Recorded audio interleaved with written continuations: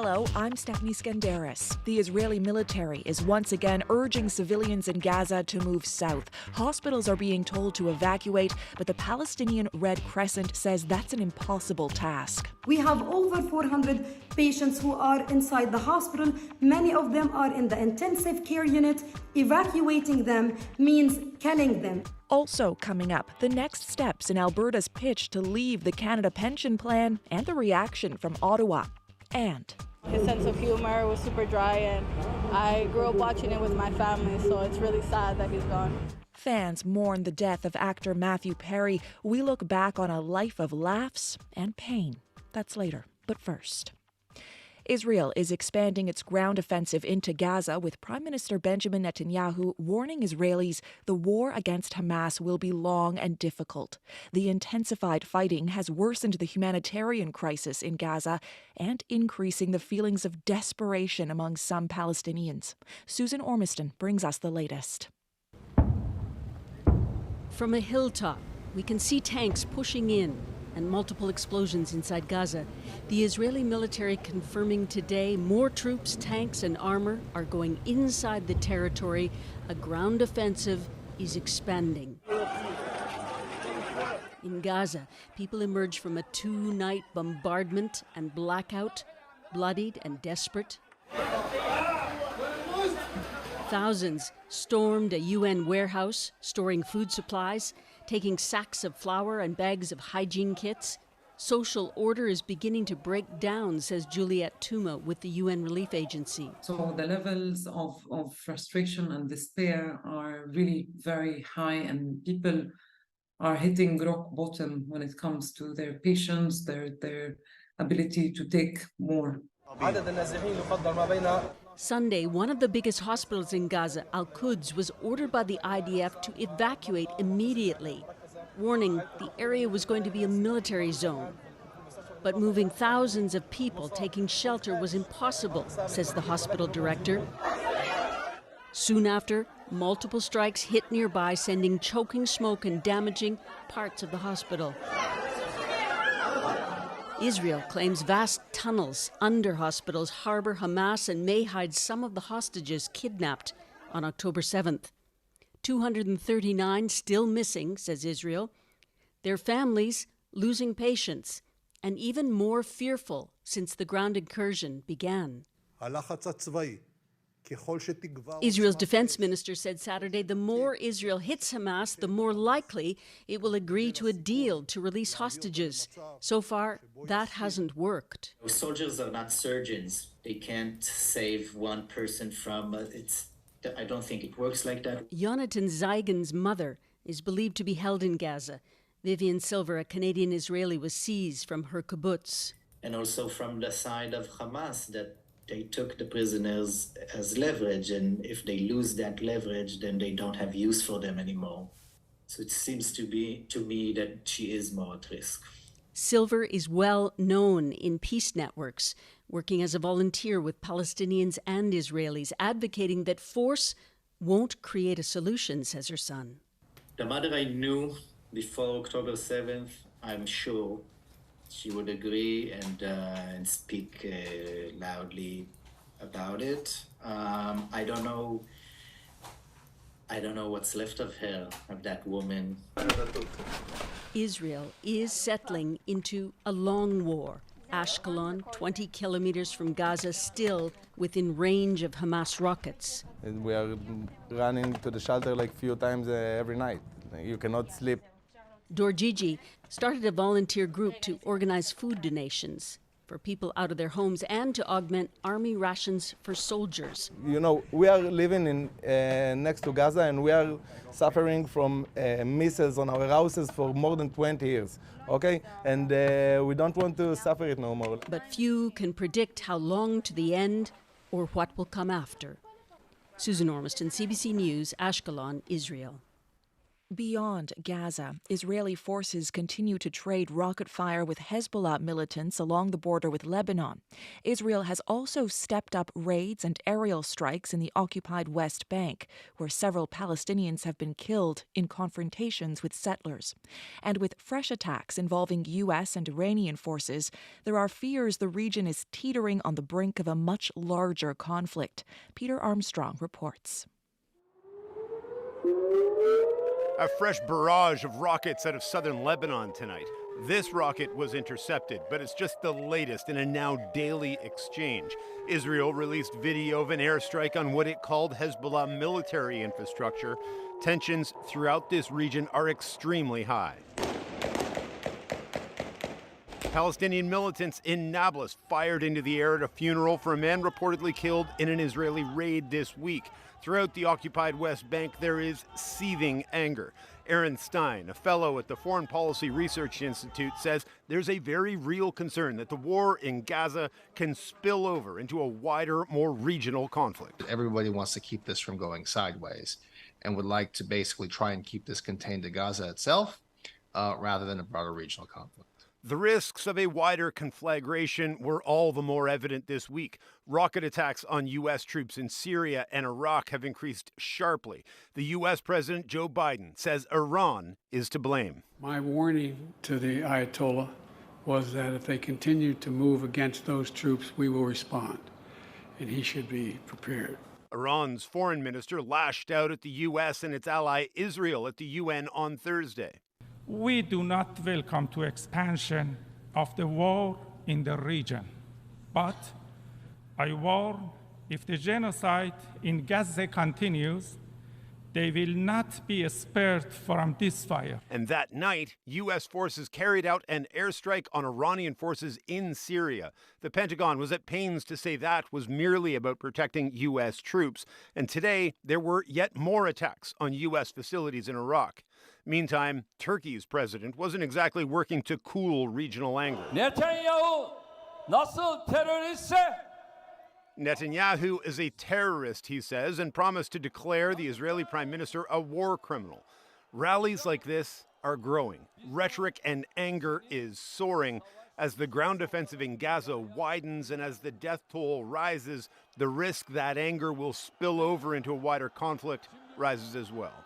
Peter Armstrong, CBC News, Washington.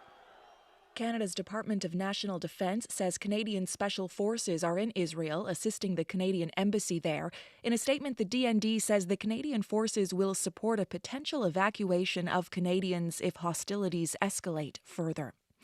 An airport in Russia's Dagestan region is closed after a group of demonstrators stormed the runway. Video published by Israeli media appears to show dozens of pro-Palestinian protesters charging the tarmac, allegedly looking for passengers that had arrived on a plane from Tel Aviv. Russia's aviation authority says the demonstrators have been removed and aircraft bound for the airport have been diverted. In a statement, Israel's foreign ministry urged Russian authorities to protect its citizens from any potential violence.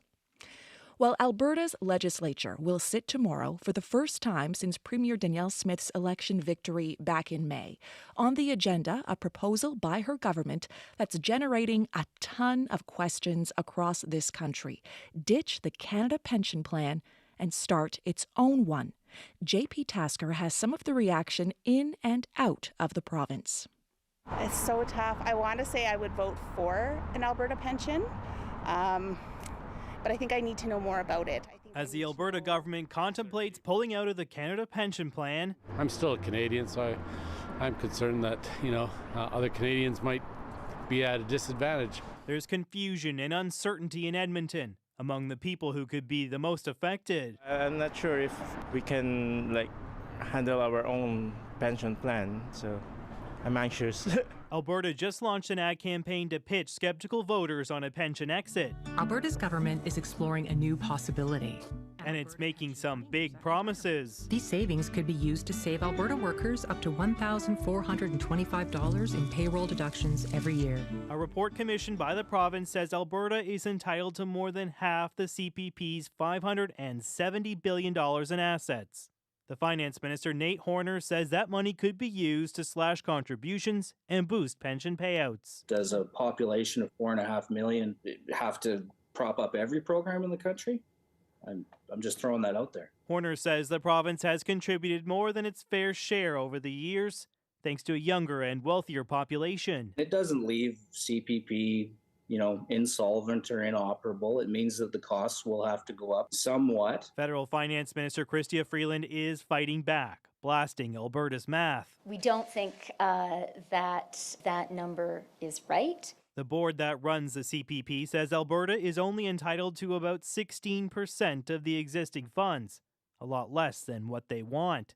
And Prime Minister Justin Trudeau says going it alone is risky. And the idea that Alberta might not just make their own pensioners poorer by pulling out, but impact Canadians from coast to coast to coast is not something that most Albertans would want, let alone most Canadians. Ontario's finance minister wants to convene an urgent meeting with the other provinces, writing in a letter to Freeland this week that the proposal could cause serious harm over the long term. All these experts, the people who know pensions, they are horrified by the proposal. There are critics at home too. Gil McGowan speaks for the Alberta Federation of Labour. It needs to be fought tooth and nail by working people here in Alberta, but indeed workers across the country. Despite the entrenched opposition, Alberta Premier Daniel Smith is pressing ahead.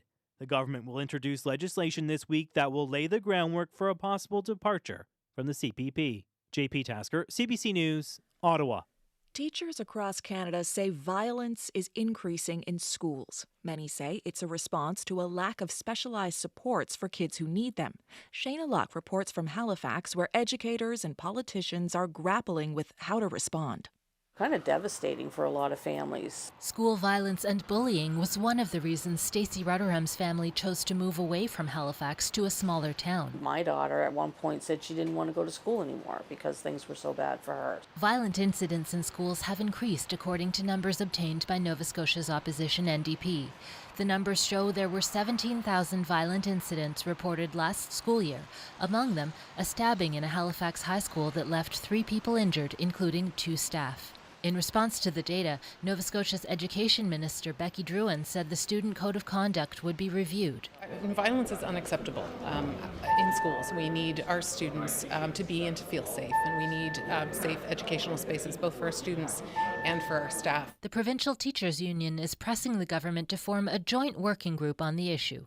Ryan Lutz is the union president. Some of these incidences, not all of them, thank God, but some of them, are career altering. That's echoed by teachers across the country, some asking for supports like psychologists and social workers, some for appropriate consequences for students who act out. Ontario elementary school teachers are raising it as a major issue in ongoing contract negotiations. Karen Brown is the president of their federation. They were being kicked, punched, they were being spit on, chairs were thrown, desks were thrown. Her members are reporting incidents as early as kindergarten. You might be saying, wow, children in kindergarten and in elementary, what sort of, damage could they possibly do? Since the pandemic, students were at home, not be able to interact, develop those social skills. But the pandemic isn't the only factor. Parent Stacey Rutherham calls it a complex situation. I think that's what we need to concentrate on, is figuring out what they need and how to make it happen for those kids so that they aren't coming to school hungry, aren't coming to school frustrated, aren't coming to school with mental health issues. For her daughter, moving schools has changed everything. We're really, really happy. We know that she's thriving. Meaning her daughter can keep her mind on education instead of safety. Shayna Luck, CBC News, Halifax. To Sri Lanka, where nearly 15 years after the end of a bloody civil war, the government continues to use an old anti-terrorism law against political dissent, especially against Tamils and Muslims. It's called the Prevention of Terrorism Act, and there is a new law in the works to replace it. But the UN says that's also flawed because it defines terrorism too broadly and gives police power with little oversight. Freelance reporter Siva Parmeswaran looks back on the Prevention of Terrorism Act and one man's story of arrest, torture, and imprisonment. 15 years ago, I was blindfolded and abducted in a white van.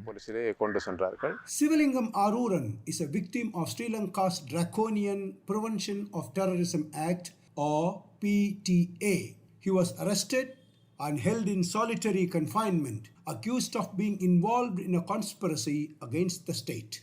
While detained, he was tortured to extract a confession. We were made to sit in a chair with our hands tied behind our back. Then we were hit on our thighs with poles and clubs.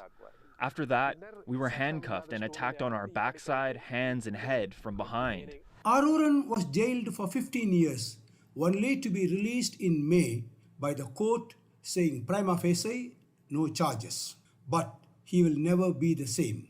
Many Tamil youths are affected by this Prevention of Terrorism Act. Chandraprakasam Niranjan is a Tamil lawyer specializing in human rights cases. He says hundreds of people like Sivalingam Aruran have been arrested under the PTA.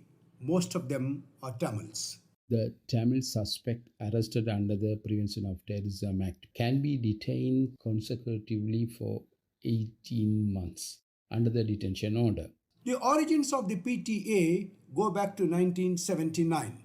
It was originally created as a temporary measure to suppress Tamil insurgents fighting for a separate state. It stayed on the books after the civil war broke out in the 1980s. Mano Ganesan is an MP from the capital Colombo.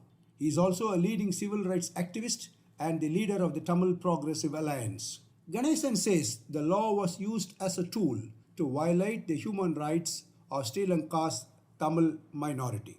Extrajudicial killings, hand-force abductions, indiscriminate mass arrests, threats all occurred under the cover of PTA. Even though the brutal civil war ended in 2009, the act is still in use. In recent years, it has also been used against Muslims. Ambika Sadgunanathan is a former commissioner in the Human Rights Commission of Sri Lanka. She opposes the PTA and wants it to be abolished. Since this law does not adhere to international human rights standards and has led to grave violations of human rights, it is a law that needs to be repealed. During his incarceration, Siva Aruran wrote and published 8 novels. He says he still loves his homeland, despite the torture he endured at the hands of the state. I may have been tortured, but this is my motherland. I was born on this land. My first breath was on this soil. My relatives, my parents are all living here. Hundreds of people like him continue to suffer in silence in Sri Lankan prisons, many of them held without charge. Siva Parameswaran for CBC News, Colombo. The best thing about me, bar none, is if somebody comes up to me and says, I can't stop drinking, can you help me? I can say yes and follow up and do it. That's the best thing.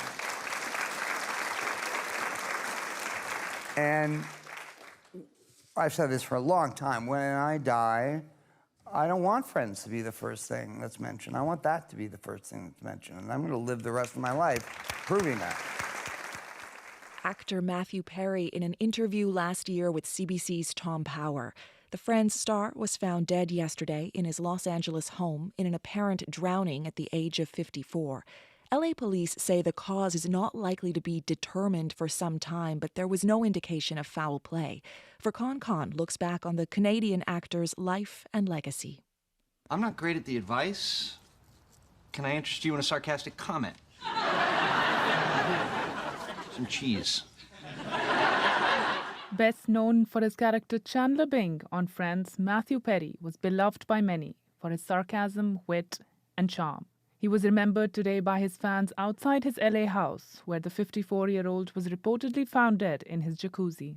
You know, his sense of humor was super dry, and I grew up watching it with my family, so it's really sad that he's gone. Born in Massachusetts to an American father and a Canadian mother, Perry spent his childhood in Ottawa, where he was schoolmates with Justin Trudeau. Canada's Prime Minister took to social media site X to write, "Perry's passing is shocking and saddening." Veteran columnist Bill Brio described Perry as very, very Canadian. Matthew Perry grew up in Ottawa, went to school there, played hockey there, and became a big Blue Jays fan and everything else. Perry moved to LA to be with his father when he was 15 years old. He started his acting career with the TV series Boys Will Be Boys when he was 18. At 24, he was cast on the show that would be his biggest hit, Friends. He starred in multiple other shows and movies, but through all his success, he was haunted by addiction. Talking about it with CBC's Tom Power on Q about a year ago. And alcoholism did not care that I was on Friends, and alcoholism did not care about any of that shit. Alcoholism wants you alone, it wants you sick, and then it wants to kill you. The addiction took a heavy toll on him. He went through multiple near-death experiences, 14 stomach surgeries, and 15 stays in rehab. According to his own estimates, he spent millions of dollars on his treatments. Perry also wrote about his struggles with addiction in his best-selling memoir, Friends, Lovers, and the Big Terrible Thing, which was released last year. According to Perry, he was now sober. Fans rooting for him, heartbroken to see him go. I just finished his book earlier this year on Audible, and I think he really fought to have a great life. But Brio thinks while sad, the news wasn't a surprise. I do think there was just such a toll taken. You know, he'd had other health problems, but as he got older and fans saw him on that Friends reunion, he didn't look well. As the world mourns the famous TV actor, Perry wanted to be remembered for his efforts of opening a sober house to help people who battled addiction. Furqan Khan, CBC News, Toronto. Montreal's Félix Auger-Aliassime has successfully defended his title at the Swiss indoors tournament. The 23-year-old needed a tiebreak in both sets to get the win over Poland's Hubert Hurkacz. Auger-Aliassime had some setbacks this season due to injuries, but now says he feels good about his game. In his last 6 trips to a final on the ATP Tour, he's won 5. He's also the first Canadian to defend an ATP Tour title in over a decade. Well, if there is one animal that needs no introduction to Canadians, it is the beaver. It's our national animal, star of the nickel. But the beaver's fame doesn't really extend across the pond. In the UK, beavers were hunted to near extinction long ago. That could be changing. A bouncing baby beaver has been born in London. Lauren Spruill tells us why that's got conservationists hopeful. Carefully reviewing footage from a night vision camera, a team monitoring a beaver enclosure in North London was treated to a happy surprise. We had an inkling that she'd either had a baby, and we just hadn't seen it yet. Meg Wilson, the animal collections manager at Capel Manor College, noticed the female beaver was hiding from sight for a few days this past summer. And that's when we found the little ones swimming around. Thought to be the first beaver born in the city in centuries, Baby Bevan, as Wilson and her team are calling it, lives in one of England's 27 beaver enclosures. It's part of a nationwide effort to bring back a species that was hunted to near extinction in the 16th century. Known as nature's engineers, beavers are critical for flood management, improving water quality, and fostering biodiversity, say experts. That it's what we call a keystone species. Richard Brazier heads a research centre that focuses on environmental resilience, which includes what he describes as beaverology. When the beavers are living in a landscape, they support the structure of that ecosystem. They support all the other species that need water because they create beaver ponds. Brazier is one of Britain's beaver believers who are eager to see the critter released into the wild. But not everyone is chomping at the bit. Very honoured. The UK's Secretary of State for Environment, Food and Rural Affairs, Therese Coffey, told MPs her department has to be selective about their resources. Species reintroductions ain't one of my top priorities.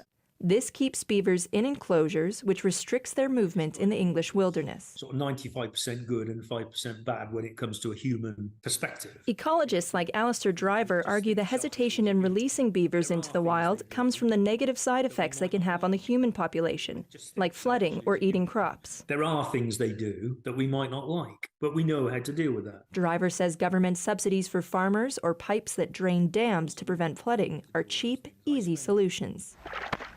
Back in Baby Bevan's enclosure, the little beaver colony has created a wetland 3 feet deeper than what was there before they moved in. They haven't even been here a whole year yet. They're already shaping the landscape into a much better, more productive area.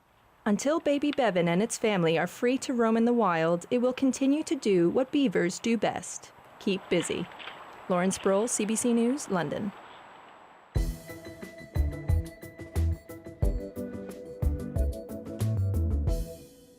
The path to self-discovery can take people to some unusual places, but few go as far as one Canadian expat in Italy. He's turned a job loss into a gain, testing his physical limits by running the entire length of Italy, from Sicily to the Alps. Megan Williams caught up with him a couple of times along the way and tells us what spurred him on. It's dusk in July atop Sicily's volcanic Mount Etna, as Canadian David Ord takes the last few steps of day one of his run up Italy. Hey, this morning I got up at 4 a.m., went up to Etna, as high as you can go. 2,900 meters. I mean, it was unreal. It's tough, though, because it's volcanic soil. It's like a jungle. He says of the largely neglected southern stretch of the Sentiero Italia, an almost 7,000-kilometer trail that runs through the entirety of Italy. It was like a secret passageway that's overgrown, yet very well marked. Or is a computer engineer who now lives in Florence, and an ultra runner with an interest in psychogeography, a movement from the 1960s that focuses on how environment or place shapes our psyche. Those practicing at walk, or in Orr's case, run along underserved routes. Edgelands, like lands untouched, in between spots, liminal spaces. Yeah. And it's quite interesting because when you're in a transitionary mode, the liminal place is kind of where you are. And I think that's middle age for a lot of people. A central metaphor for the 46-year-old who earlier this year lost his job. Almost 2 months later, I catch up with Orr as he arrives in time for dinner at a mountain refuge near Prato, Tuscany. So we're 56 days later. He's just run a 65-kilometer day, followed by a 34K so-called recovery day. In the north of Italy, the paths are easier, but the physical grind is just as hard. Both of my quads gave out. Both of my Achilles gave out. His wife, Kristen, and his kids meet him at the refuge, where word has spread about the eccentric Canadian running the length of Italy. È fantastico. È bellissimo. What he's doing is amazing, says Alberto Moldavi. He's drawing attention to the literal backbone of Italy, the Apennine mountain range, and practicing and promoting sustainable tourism. For Orr, it's also about entering deeply into the landscape of his adopted country. Just how the trail is a connection point. It's connecting Italy, but because I'm doing it contiguously without breaking, it feels a lot like how you would feel about connecting, with a life. A long-term relationship, he says, whose demands were worth it. Orr made it to the snow-covered top of Monte Bianco in the Italian Alps on day 86, elated and exhausted. Megan Williams, CBC News, Tuscany. I was working in the lab late one night when my eyes beheld an eerie sight. The day for eerie sights is almost upon us. Halloween is on Tuesday, and whether you've settled on a costume or you're going to be raiding your closet on the day, you might be thinking about trick-or-treating, either going out with kids or handing out candy. I know a guy who's tough but sweet. Trick-or-treating is still big, according to a new online poll from Leger of more than 1,500 Canadians. 79% of respondents who had kids old enough to go out said they would be doing it. I want candy. But they might have to skip quite a few houses. The poll shows Canadians are pretty split on whether to offer up treats, with 46% saying they'll be taking the curtains closed, lights off option.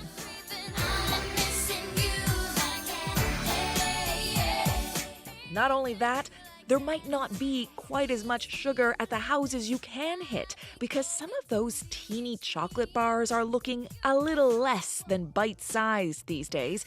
By now we know shrinkflation has become a sad supermarket trend, but there's another reason for extra mini treats, says Sylvain Charlebois, a professor of food distribution policy at Dalhousie University. He told CBC New Brunswick the prices of cocoa and sugar are up.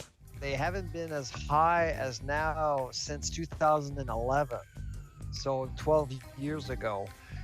Cocoa futures are at a 44-year high. But New Brunswickers are looking on the sweet side. Oh, for me, it's fine. I have little kids and I actually don't want them hyped up on sugar, so I'm totally cool if they get slightly less in their bags this year. I don't think the younger kids are going to really notice. I think it'll be more the parents that notice. And anyway, there's more to Halloween than candy, right? Like songs you definitely won't hear enough of over the next couple of days. Here's more Monster Mash on The World This Weekend. I'm Stephanie Skandaris. Thanks for listening. The ghouls all came from their humble abodes to get a jolt from my electrode. They did the mash. They did the monster mash.